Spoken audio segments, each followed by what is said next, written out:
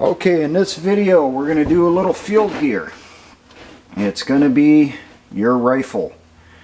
This is your primary arm, your primary way to defend yourself and put some hurt on the enemy. Now the primary purpose of this video is I want to point out some features that you really should look for or think about. A big issue I see out there in the militia community is people have got it in the head they have to get the most expensive rifle they can get and put on as many gadgets on it as they possibly can fit. That kind of goes contrary to what is the purpose of the rifle. Now, the accessories you put on a rifle are ones that you need for a mission to make it easier for you. So if you're not a designated marksman, you might not need that scope. Okay, and if you need a scope, you may not need that big huge one that can reach out to 1,000 yards if all you got is a freaking M forgery. You need something that'll cover closer in. Say maybe to that 500 to 800 meter at most, and 800 you're really pushing it. Now, first I'll just say this. These are the two primary types of weapons I recommend for in the militia in the United States. An AR-15 M4 type rifle chambered in 5.56 millimeter NATO, and a G3 HK91 clone type rifle chambered in .308 Winchester. A rifle chambered in 5.56 will also take .223 Remington, so it will take civilian ammunition and military issue.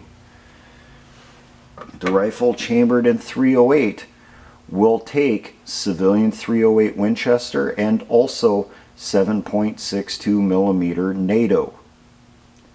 A rifle chambered in 7.62 NATO will not necessarily take .308 Winchester, and trust me on this, I found this out the hard way. A rifle chambered in .223 Remington will not reliably and consistently fire military issue 5.56 millimeter. Like I said, I found it out the hard way. So, first off, we'll jump up here on the M forgery. Basic features on this, or the individual parts I should point out. From the very front, we have a compensator. This is not a flash hider, it is a compensator. The top of it is ported, the bottom of it isn't. So as you're firing, gases are vented upwards to push the barrel downwards.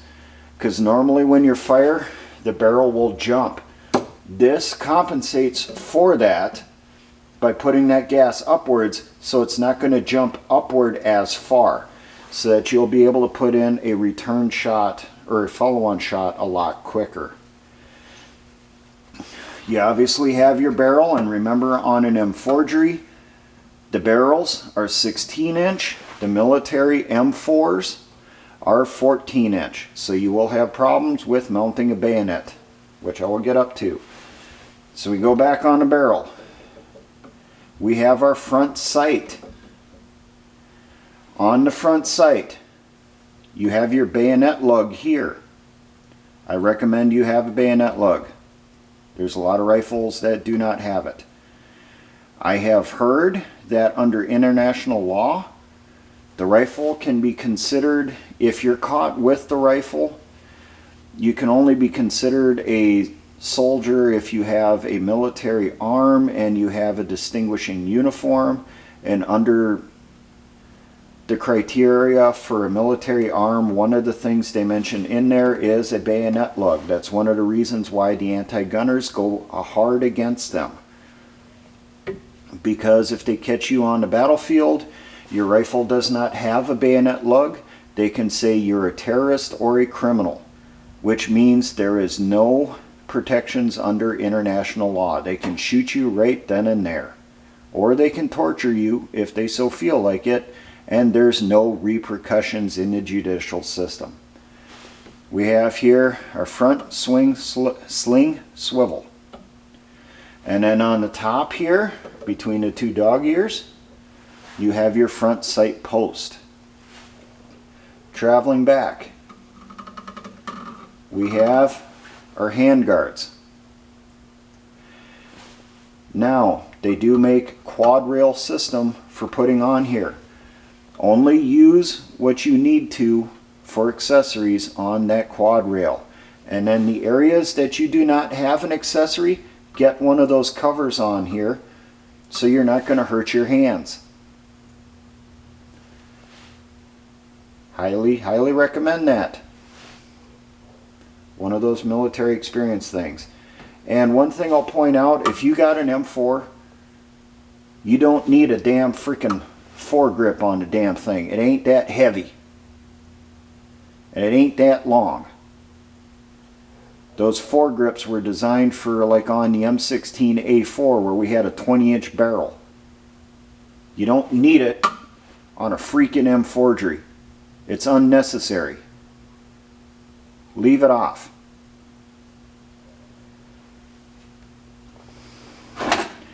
Traveling back, we have our handguard retaining nut here, or clamp, clip. I don't remember the specific name for it. But this little thing here, you pop it back so you can take your handguards off and also put it on. And inside here, running across the top from your front sight back to your upper receiver, you have your gas tube. Do not damage the gas tube. Also, do not put any type of cleaner or solvent inside the gas tube. It will cause you nothing but problems. Farther back, we have our receivers. Lower receiver, upper receiver. We have on here our carrying handle. This one is removable. If you get a scope for mounting on your AR, carry a spare carrying handle, because guess what? Glass breaks, and what's inside a scope? Glass. You don't want to be out in the middle of the woods somewhere, drop your rifle, crack your scope, and then have no real way of using that rifle. So get one of these carrying handles, carry it inside your rucksack. Or there are rifles out there, and I think these are abominations. They do not have a front sight. They have a little quad rail on it, and all they have is the flat top here with the Picatinny rail.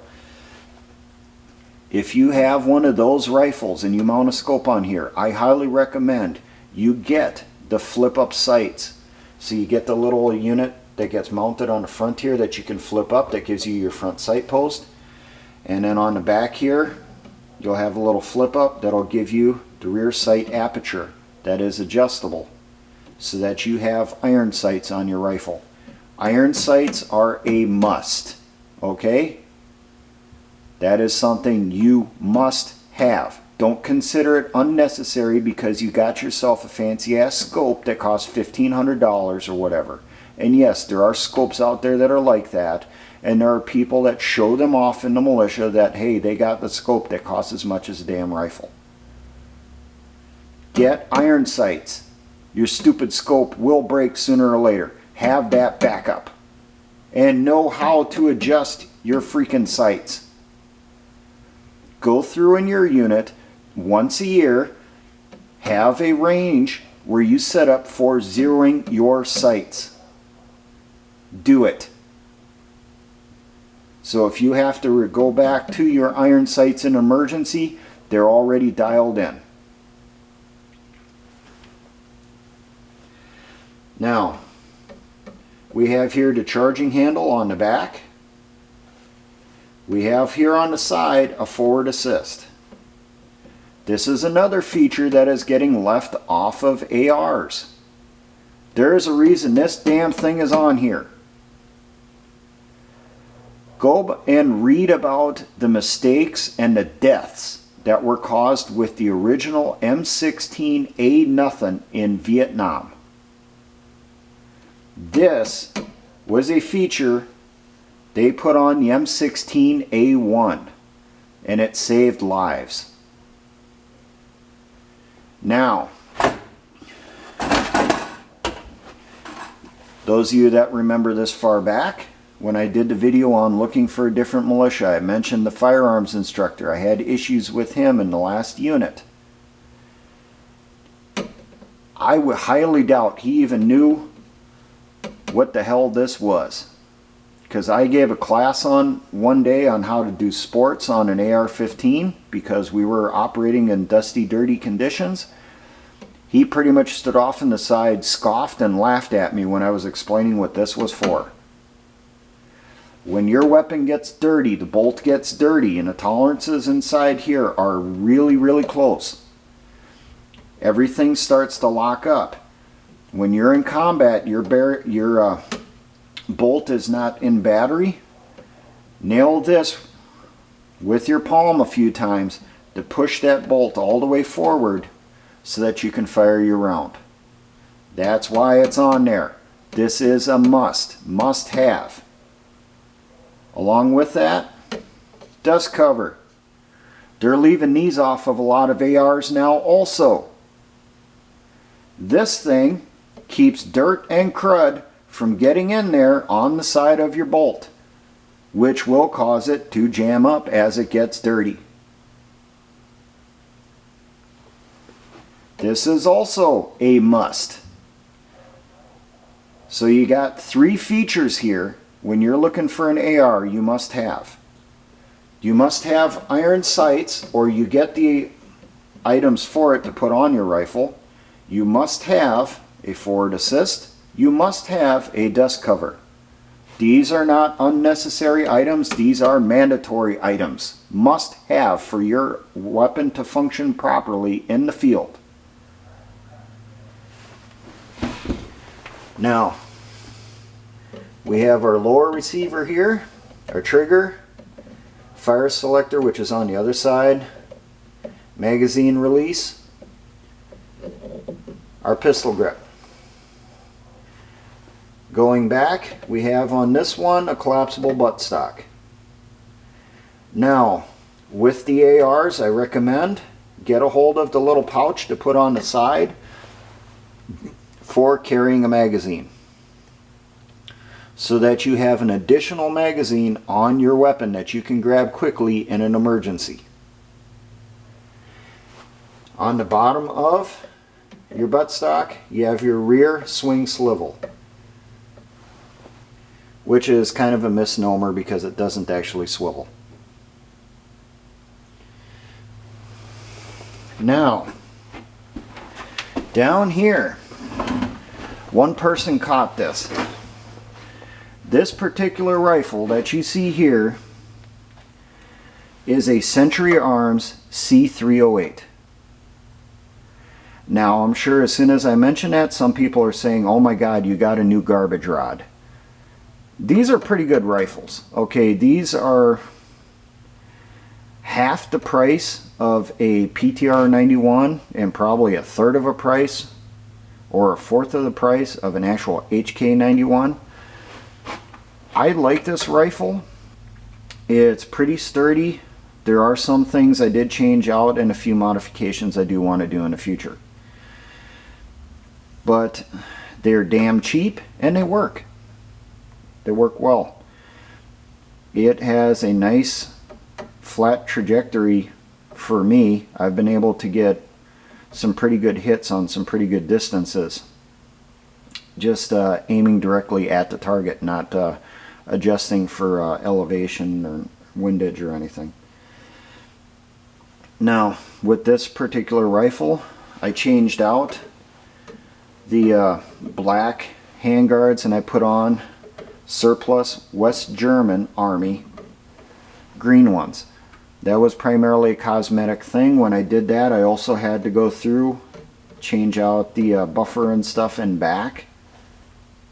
But I was able to get everything thrown together. So this is kind of a Franken rifle. I have Spanish set-me parts in here, and I have German G3 parts in here. But it is still just the 2-position selector with semi-auto and safe. So now this particular rifle does have the rail mount on it that you can put on a scope,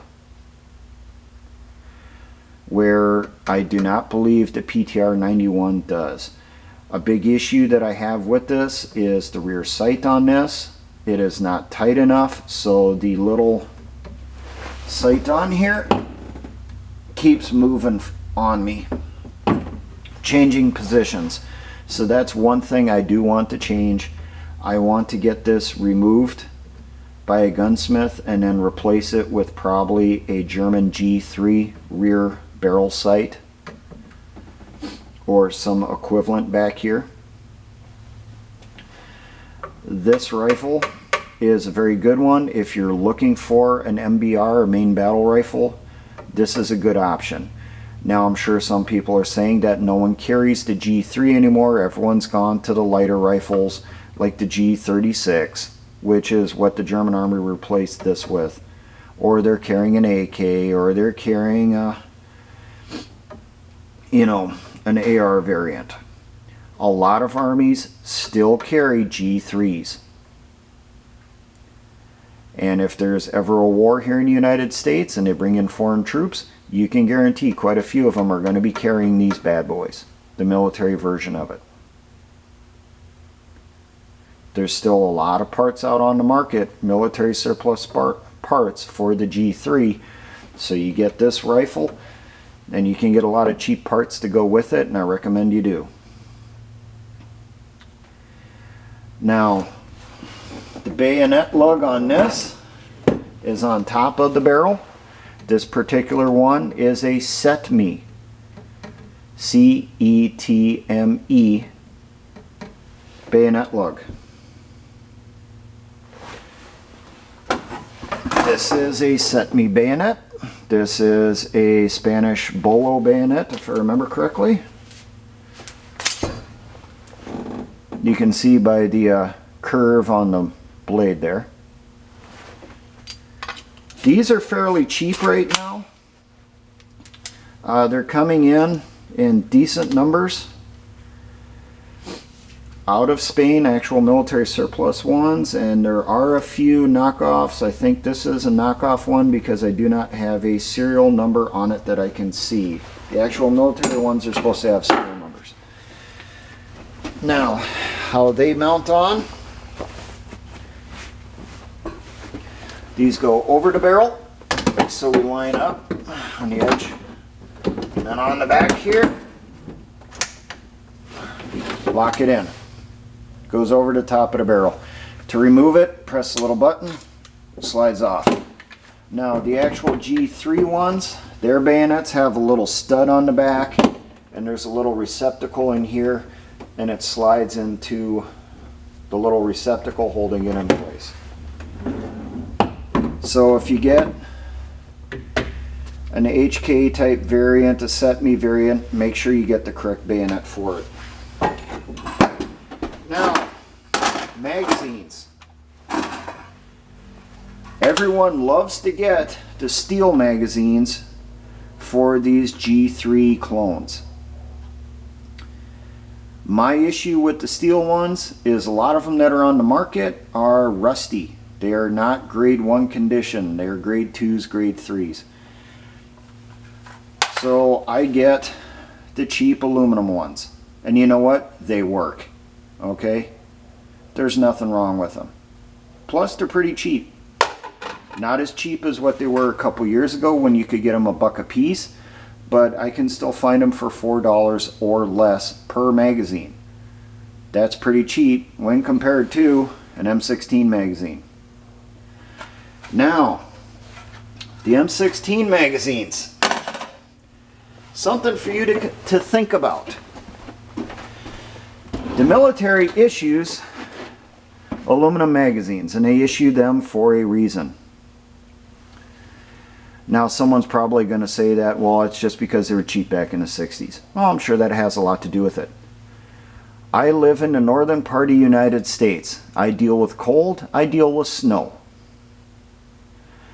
Now, one thing that happens in the Great White North here, plastic, when it is outdoors over winter, degrades, it crumbles, it falls apart. So when I get magazines, I get the metal ones. I either get the steel ones or the aluminum ones. The aluminum ones are usually a bit cheaper. A modification that I have not done to mine that I need to do yet, on the bottom here. In winter time, when you're dealing with gloves, things are getting slippery, getting icy. You got a little hole here in the bottom. Take the floor plate off, run some 550 cord through here as a loop right through the hole. Put yourself a big knot on the inside, the loop hanging out the bottom. So in winter time, you're trying to take the magazine out, your hand slipping off, put it inside that loop, get a couple fingers in there, pull down, and remove the magazine.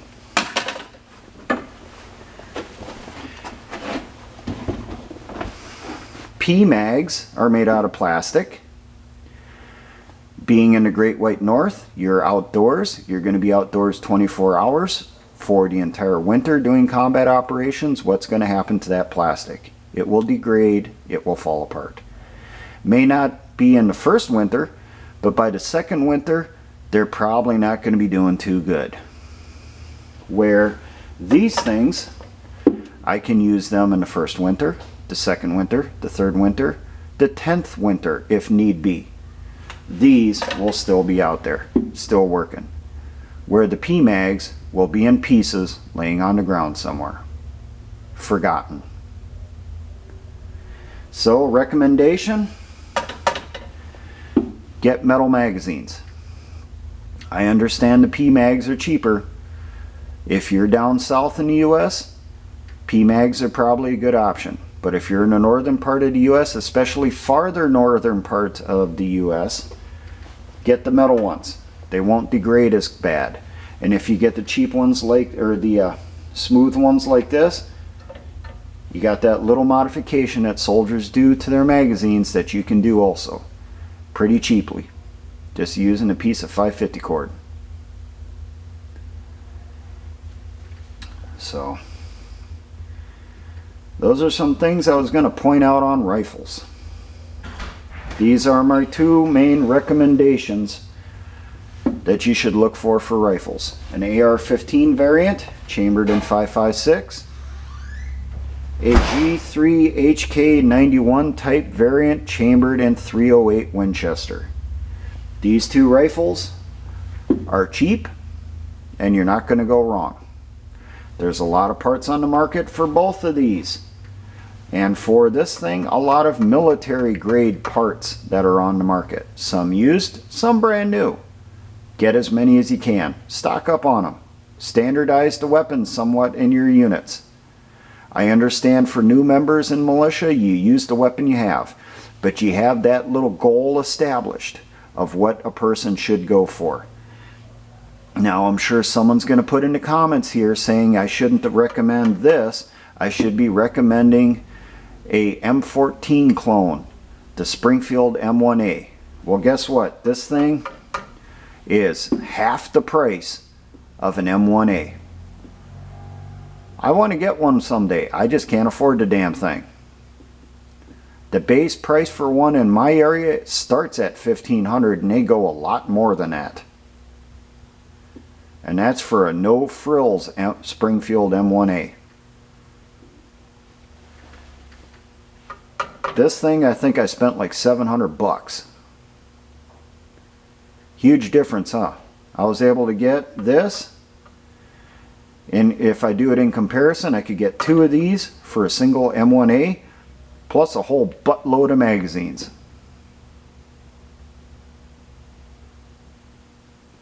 These are good rifles. They're reliable rifles. Even Mr. Century Arms C308 here has proven to be a pretty good rifle when I've messed around with it out in the woods. Is it perfect? No. Is it the cutest date to the prom? No. But guess what? You get her in the back seat of a car, she's still going to do the job, won't she? So there you go. My little recommendations for militia rifles for in the United States. Now, for all my engineer brothers in the Patriot and militia movements, always remember, essayons.